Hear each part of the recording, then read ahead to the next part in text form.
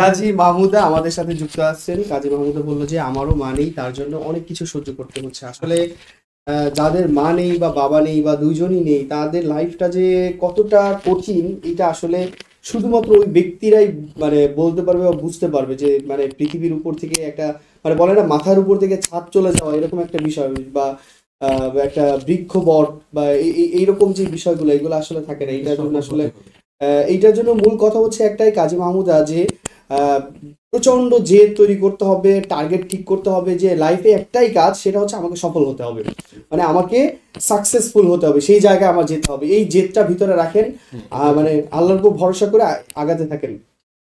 তাসমিয়া ইসলাম, আসসালামু আলাইকুম। ওয়ালাইকুম আসসালাম। তাসমিয়া, কেমন আছেন আপনি?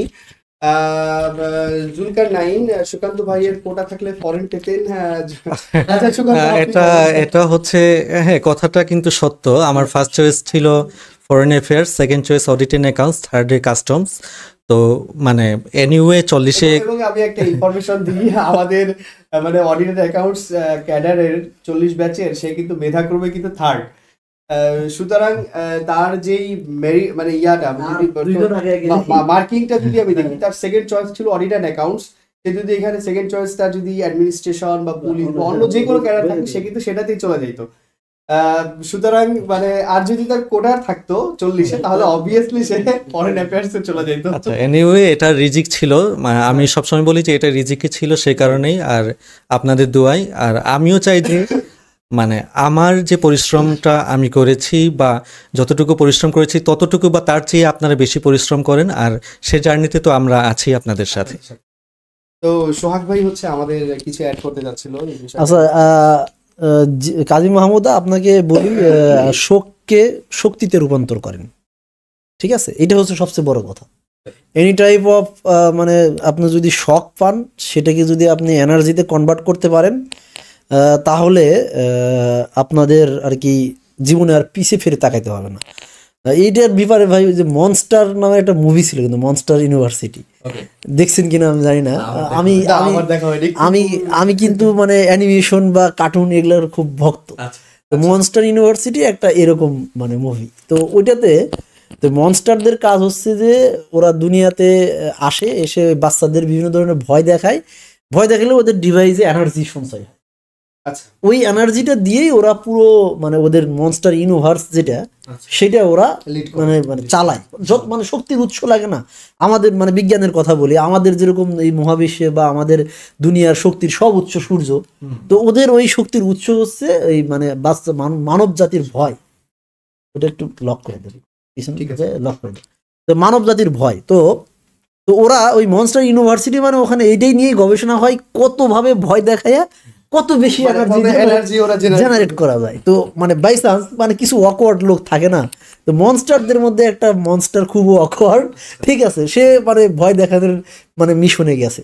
যাওয়ার পরে এখন ও এমন অকওয়ার্ড যে ওকে দেখে কেউ ভয় পায় না, বাচ্চারা ভয় পায় না। তো এক সময় হইলো কি, ও ভয় দেখাইতে গিয়ে ওই এনার্জি মেশিন নিয়ে যখন গেছে, এমন কিছু করছে যে বাচ্চারা খুশিতে হেসে দিছে, মানে হাসাহাসি করতেছে।